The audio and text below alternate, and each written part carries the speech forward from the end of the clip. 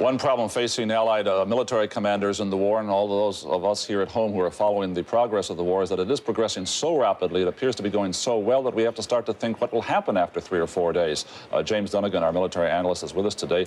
They're saying now it could be over, the substantial initial phase at least, the securing of this whole area in 3 to 4 days. There were two extremes of how they expected it to turn out. If the Iraqi morale was indeed as low as they were getting indications of, they were hoping for a 6 or 5, maybe a 4-day war. If some of the Iraqis they had not yet taken prisoners from were made of sterner stuff, they were afraid it might have gone on for a couple of weeks. It looks like we're on the safe side of that estimate of maybe a 4-day war. However, the bad news is, as we've already heard, there are a lot of mines still out there. There's still possibility of friendly fire. You're going to have Allied friendly units meeting not knowing exactly where each other are. That's a classic case of friendly fire. There's still chances for people to get hurt. The big mystery is, where's the left hook? The reports are our people are out there in Iraq, as they put it. All right, but once these positions are secured, 3 to 4 or 5 days by midweek, then there is a big decision. Do we just stay there? Are we satisfied with getting the Iraqis out of Kuwait? Or there is the other option, theoretical perhaps, but we should address it now, and that is to push further north. You've got a good point there. In fact, that is the most important point right now. It's one thing to fight a war in a desert against an army that you've pounded for weeks and cut off their supplies. Historically, that's the ideal situation. If they move towards Baghdad. You're going right up here. Up to Tigris and Euphrates River Valley. And pull back here a bit and see how far Baghdad is up on the map. All right. Hundreds and hundreds of kilometers. You're no longer in a desert. You're in a heavily populated area. There were no civilians down here. And in this area, Saddam and his Ba'ath Party have over 500,000 armed civilians. And you do not want to have to face that? No, not especially since most of them are at my back. Okay, so any military commander would be advising the president that's an entirely different kettle of fish, so to speak. Yes, it might be nice in theory to drive Saddam Hussein from power out of Baghdad, but the price of that militarily seems to be just too high. Going up here is more like Vietnam than the Six-Day War. All right, so prudence would say we stay down here, and that's why our officials are saying it is perhaps a desire but not a goal to drive him from power. The latest announcements are, by keeping the embargo going, indicate that we're not planning on marching into Baghdad and have a little chat with Saddam. All right. Now, if we look at the situation here after midweek, if all continues to go according to plan, or indeed even faster than plan, what does happen there? Do they have to go in and physically attack those units which are still holding out, or do they simply wait and starve them out, lay siege? It's somewhat sad what's happening here because of the local politics involved, the Kuwaitis wanting to get their country back and the Saudis wanting to aid their neighbors, the Kuwaitis. You'll probably see Arab troops going in there and doing the really dangerous house-to-house fighting to clear out the Iraqi special forces and police units that are inside Kuwait City. After that happens, it's really just a lot of human interest stories on what you do with 500,000 Iraqi prisoners of war. So are you optimistic that Allied casualties, particularly American casualties, could be kept quite low? I think it's quite possible we're going to keep it under 1,000. But again, all you have to do is hit 1 or 2 battalions of die-hard Iraqis, and that can run the casualty count up real quick. There's also still the possibility of the Iraqis getting a couple aircraft off the ground with chemical warfare tanks, spray tanks on them. We still haven't seen much in the way of chemical weapons, although, again, they're more, terror than actual casualties. But just the casualties taken from stumbling around all these uncharted minefields, there are still going to be people hurt. And again, we don't have all the details yet. That'll be another 24 or 48 hours in the future. Middle of the week, we'll know a lot more. James Dunnigan, thank you very much. And we'll be back with more of our extended coverage as we continue here on Sunday Today in just one moment. Today, there's a diet pill that can help you lose weight without caffeine to make you nervous. All my life, I've been struggling with my weight. With Dexatrim, I finally lost weight, and without being hungry. No matter what else you've tried, Dexatrim can help you lose weight. Just one works all day, morning through bedtime, to control your appetite and help you lose weight. Dexatrim did it for me. I lost weight and feel great. Today's caffeine-free Dexatrim. Nothing works harder to help you lose weight. Nothing. You don't have to get on your knees to keep your toilet clean. Just use this, my 2,000 flushes. It's so easy. All you do is put it in your tank. It helps keep your bowl fresh and sparkling clean automatically with every flush, up to 4 months. That's because 2,000 flushes has chlorine. Bleaches away stains with every flush for up to 4 months. Try my 2,000 flushes. Cleans your toilet with every flush.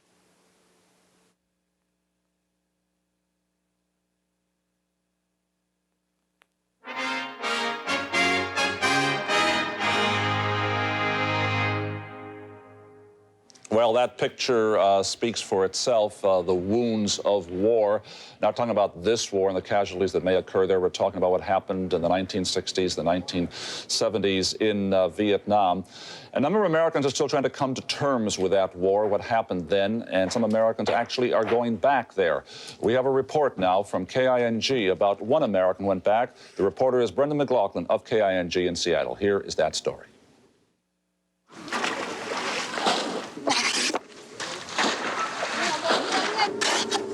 The Vietnamese have a totally different perspective on this military situation that we were involved in, where there is I suppose, a sense of pride that, you know, they took on a superpower and their ideology prevailed.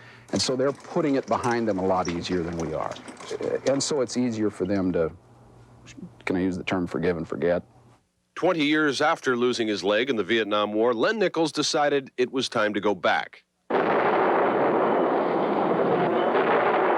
We're viewing Vietnam as Vietnam was 20 years ago, and we're going to see deuce and a halves and tanks and people running around in black pajamas and bamboo hats, and we have to be careful everywhere we go.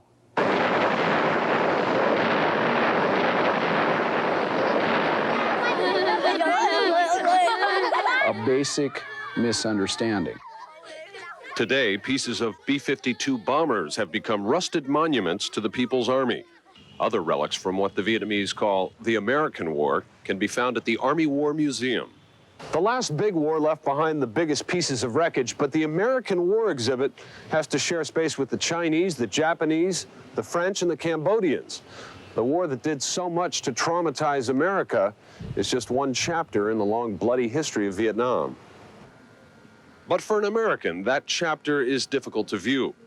A U.S. flight uniform hung like a trophy, helmets stacked like skulls on the floor, photographic reminders of the terrible cost of war.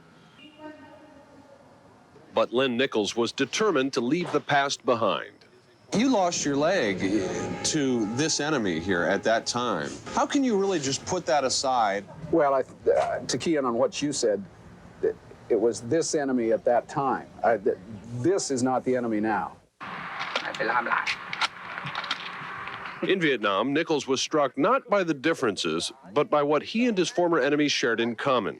After having seen the number of amputees that are scattered throughout this country, I went home with that feeling of desire to want to do something. But, you know, realistically, what can one man do? I mean, so... Nichols returned home to the Washington State Clinic where his own artificial leg was made. I launched into this diatribe about how I thought that they were a good group to take the responsibility to go over and, you know, volunteer, do something about this thing. You know, I couldn't build legs, but they were the guys that could. He appealed to his own physician, Dr. Ernest Burgess, a man known as the father of modern prosthetics. It was just fate, I guess, that right at the same time that I came forward with this profound desire to see something done about the situation, Dr. B was at that time right in the throes of making a decision where to attempt to take this new technology into the third world. It wasn't hard for Nichols to convince Dr. Burgess to bring his high technology to Vietnam. With 130,000 amputees, there was no question about the need. A rundown clinic built by the East Germans took weeks to make cumbersome wood and aluminum legs. But the Vietnamese were skeptical of the American offer to help. They say, well, wait a minute, you know, we've been promised a lot of things before and nothing shows up.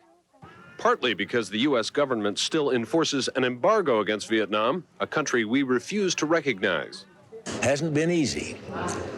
No diplomatic recognition. That means you can't bring money in without clearance from the Treasury Department. You can't even ship a nail over here without the Commerce Department's knowing about it. And when you start shipping in computers and equipment, it really is a job. But they persisted, and last month Dr. Burgess came to Hanoi to see his clinic in operation for the first time. The Vietnamese staff was turning out high-quality limbs at a rate of 3 a day. The process begins with a simple plaster cast. A computer-driven wheel then maps out the dimensions of the socket and creates a 3D image on the screen. After some final touches, a positive image is carved out of plaster. then molded with heated plastic to form a lightweight and durable socket. Legs and feet are bolted on next. The skin goes on later after a break-in period. In 3 hours, a new leg and a new life for this veteran crippled by an American bomb. We've had such a hard time between the two countries. It's been so emotionally difficult. When you see in this clinic amputees from our side of the war and from their side of the war working with each other as brothers, this is, in a sense, a healing. No one can relate until they've actually seen the faces of one of those patients that walks out the door over there. The people that came in a wheelchair with no legs and 3 hours later walk out the door with perhaps the first legs in their amputee life. And that's a fulfillment that you can't put it in words. Excuse me, it gets me a little sometimes when that opening day was pretty damn emotional. This clinic is bringing two countries together in a way formal diplomacy could not. But no one here set out to do anything more than put legs on people who need them. The fact that maybe this little old building here has some symbolism in reconciliation of a very tragic event in both of our histories is super. For NBC News Sunday Today, this is Brendan McLaughlin, Seattle, Washington. New Alpine Lace American Slices. Tastes so good. Low cholesterol and 50% less sodium. Two-thirds less saturated fat. Healthy and tasty American. Tastes so good. Alpine Lace. A new American cheese snack idea. Grill it up and slice it up so little fingers can pick it up. Cut it up, fun it up, guaranteed they'll eat it up. American cheese. Kids are up for it anytime. Today, there's a diet pill that can help you lose weight without caffeine to make you nervous. All my life I've been struggling with my weight. With Dexatrim, I finally lost weight and without being hungry. No matter what else you've tried, Dexatrim can help you lose weight. Just one works all day, morning through bedtime to control your appetite and help you lose weight. Dexatrim did it for me. I lost weight and feel great. Today's caffeine-free Dexatrim. Nothing works harder to help you lose weight. Nothing. Extended in special edition, extended that it's been about 5 hours, 27 minutes, 12 seconds and counting. And if any of you have been through all these 5.5 hours, I guess you deserve a special medal of sorts this morning. Looking at that report from Vietnam just a moment ago, and the American went back there to help heal the wounds of that war, reminds us that wars do not go on forever. The Vietnam War didn't go on forever, neither will this one. They do end. When they do end, there are prices to be paid, all kinds of prices, and we'll start to calculate that in the days and the weeks to come in the Persian Gulf. We also want to remind you that throughout the afternoon, we bring you news updates on developments in the war, and this evening in NBC Nightly News, I and my NBC colleagues will have a full wrap-up of the day's events in the war zone. Mary Alice and Al, a long day, but I think we've learned a good bit of information despite the lid on the news flow from the Pentagon.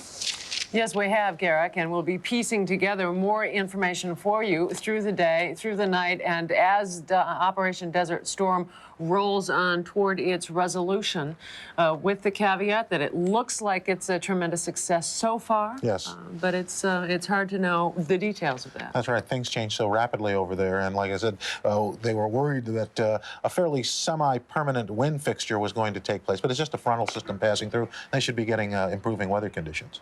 Okay, we're going to have an update at the halftime of the basketball game, and we'll be back through the day. Bye-bye.